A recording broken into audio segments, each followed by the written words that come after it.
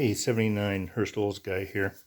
My previous video, I showed you J.C. Higgins' model of the Crosman 600, which had been made in the early 60s.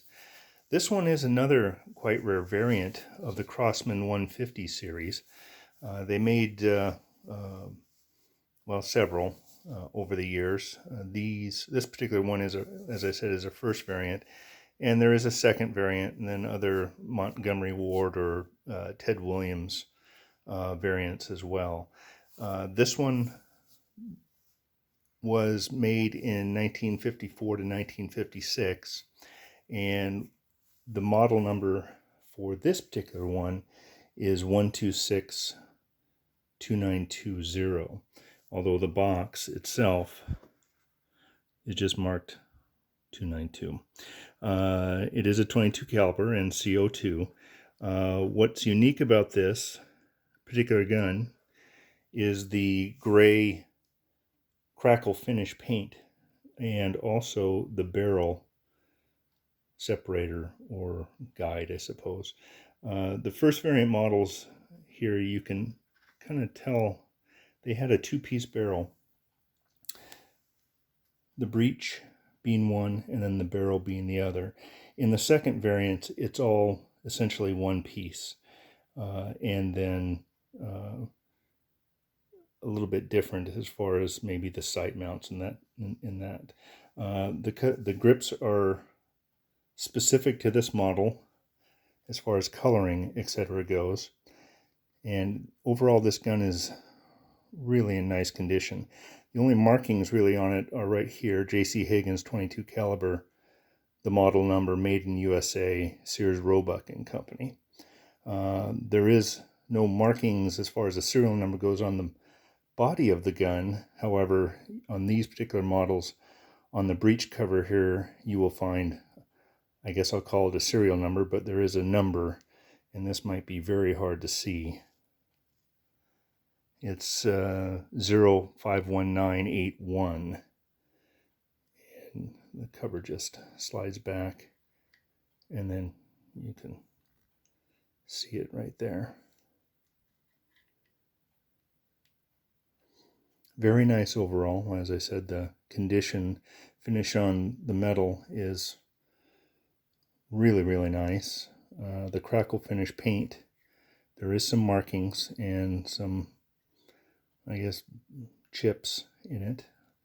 It is a somewhere in the neighborhood of 60-year-old gun, I suppose, and it's not going to be perfect, but to find one is quite difficult, and to find one in the box is difficult as well.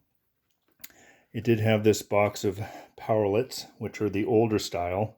I don't think that they're actually all the way to the age of this gun, but I'm not 100% sure as far as that goes. And the old style powerlets had this crimped over cap, and they had a tendency over time to potentially leak versus the new ones now that are completely sealed. This did come with its original owner's manual, J.C. Higgins, etc., target shooting, and then just the basic information about load and shoot, etc., specifications, model number, and then of course the care. Also in the box when I received it was this particular sheet, I guess.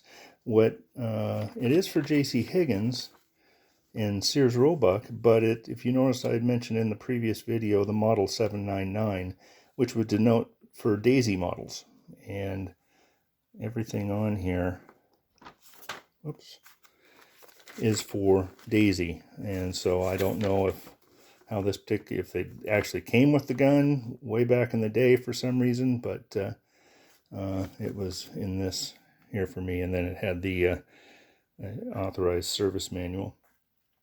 So J.C. Higgins, just to kind of bring it or mention it, was an actual person that worked for Sears. His name was John. He actually had no middle name, and Sears ended up adding the C to the title, because I guess they made it sound more presentable to have the C in there.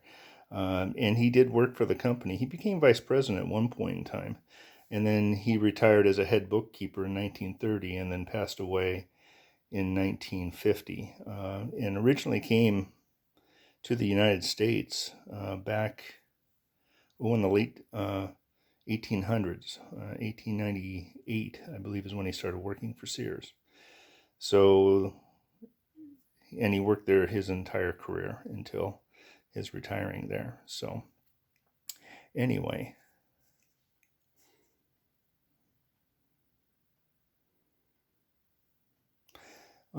Should mention, most of the time these guns had a little bit better build quality than say a General Crosman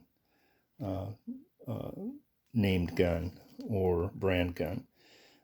Reason being is Crosman would use tooling or dies until they really just needed to be replaced. So you might get a little bit great parts when they're fresh and not so great parts near the end of that particular part or servicing or production piece's life. These, because they knew they were going to be inspected by Sears personnel, accepting the guns, typically they excuse me, made sure that the manufacturing parts were kept in good condition, so they would have no problems in returns and rejections when they were sent off and received by the company. Anyway, this I've got several other of the variants of the Crosman 150 that I'll be presenting and letting you guys take a look at. And as always, thanks for looking.